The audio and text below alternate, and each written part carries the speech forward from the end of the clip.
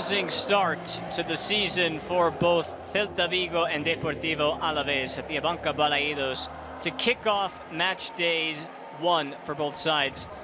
It was an atmosphere and a game that deserves a recap, with both teams playing attacking football. That's what we like, and Iago Aspas would be at the center of a lot of it, as he usually is, including right at the beginning of the game.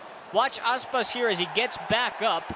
He's going to deliver a little arm bar there, and the rookie referee, Alejandro Quintero Gonzalez, officiating his first ever game in La Liga EA Sports, 5 minutes in, gives Aspas a red card, but VAR would get involved, and rightly so. That was not deemed to be violent contact, and that red card would be turned into a yellow card.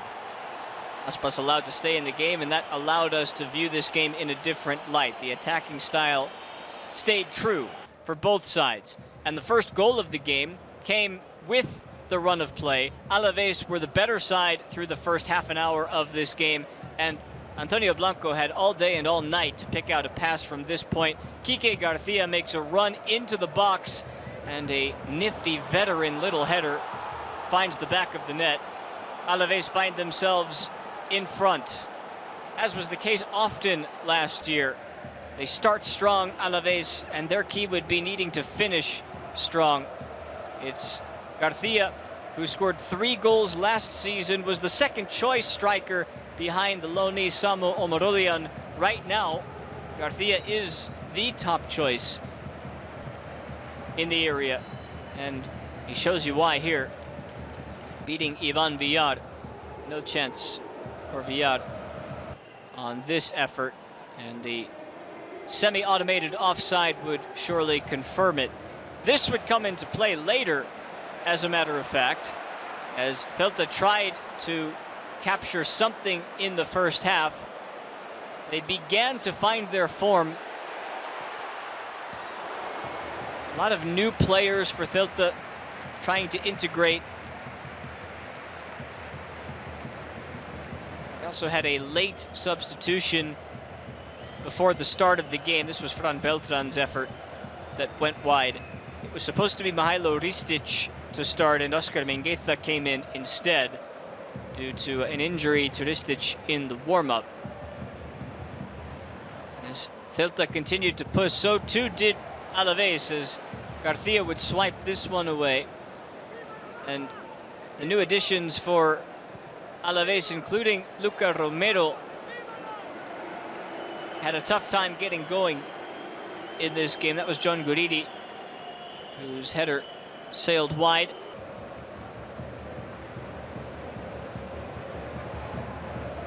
Further along in the first half, this is where the semi-automated offside would come into play again. Bamba to Dubicas to Iago Aspas, who scores, points to the crest, and thinks that he's got the game level. This was a lengthy delay on VAR. Look at that toe. It's a literal toe. And when we see the semi-automated offside, we will understand how close it was. Dubicas was ruled to be in an offside position despite the goal. And after several minutes, eventually it was annulled, and Aspas would not get his moment here. Look at this, watch the toe. That's how close it was. Keeps Celta off the board, and the first half would have to continue 1-0, and they would continue to come, Celta. This was Dubicas again, who had trouble bringing a couple of these under his spell, just trying to get the first touch right. The Greek striker has more of an opportunity this year with the departure of Jørgen Strand Larsen. So at halftime, with Celta struggling after 45 minutes, Claudio Giraldez made changes, including Heilsen and Villiet Svedberg, along with Javi Rodriguez, coming in to try and create a spark. Eventually, they would find that spark, but there was more of Alavés to start the second half. That was Romero, the new man on loan from AC Milan after his time last year in La Liga with Almeria, finding the head of Garcia, who couldn't hit the target this time around. Alavés will be frustrated that they weren't able to turn one of these into a goal, because had they doubled their lead, perhaps this game would have gone differently. This was Antonio Blanco. And at a certain point, Celta decided to turn it on. Romero departed. In came one of the new signings, Hugo Novoa. Comes over from Leipzig.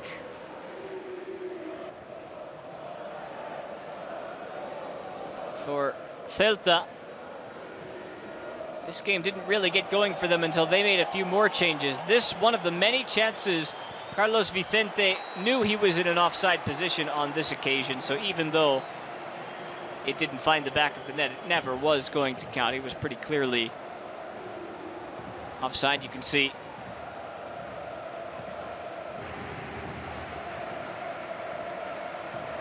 Coming back the other way, Celta doing everything they could to make an impact.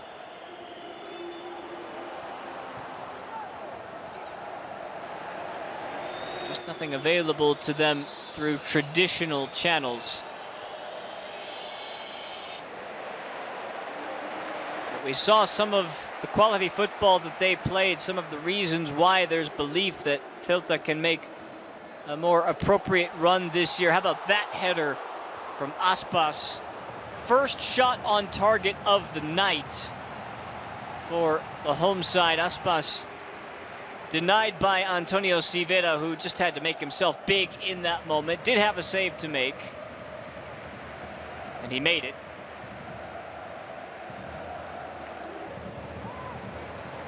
This was another save that he had to make. Mingueza's strike here is going to take a deflection, not by the wall, but by a man beyond the wall. That little redirection forced Civera to readjust.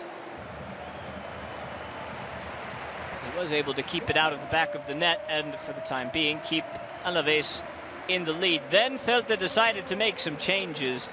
They have new players to integrate as well, but those new players would come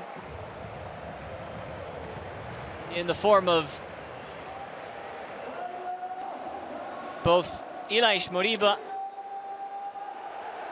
and Borja Iglesias. Svedberg finds the goal, and that goal would make it 1-1. What a strike from the Swede, Villiet Svedberg, coming off of the bench. Alavés making their changes, and from 1-1 you were thinking, where was the second goal potentially going to come from, with both sides having an opportunity to find the go-ahead goal. This was Quique Garcia again getting involved. Novoa on the other end couldn't make a connection.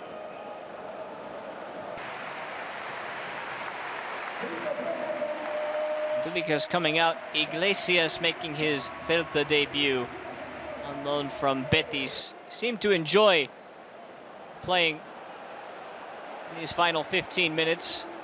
Again, Alavés looked like the side more likely to take the 3 points. This is Vicente slipping it across. Novoa, back heel flick. It just didn't come off. It's an opportunity missed. One that undoubtedly he'd like to have back.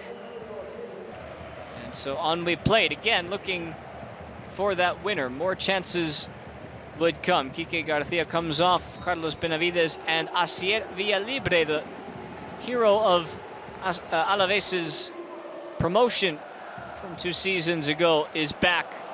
And Stoichkov, in his La Liga debut, has a chance to win the game here, and it's really good recovery defense. Carlos Dominguez had a long way to go to catch up to this.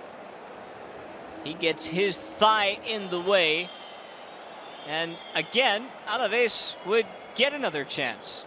And it would force Ivan Villar to come up with yet another save. Look at the space for Benavides. Look at Asier via libre in behind. Not able to slot it beyond Villardo. One touch too many and another chance missed. And you miss that many chances, eventually you're going to pay for it. And it was Celta that made Alavés pay, because eventually that winner came. And who else but Iago Aspas? No doubt. This one would count. And it puts Celta on top to earn all 3 points. No question of Aspas being in an offside position, calmly slotting it home, knowing exactly where he needed to put it. When Aspas is in like that, there's usually only one result. A couple of more ancillary chances at the end. Aspas here trying to take this on the volley, looking for his brace. Wouldn't end up mattering, as Celta would do enough to garner a victory. 3 points and a win on opening day for the first time in 8 years. It had been a while since they started well, and they have.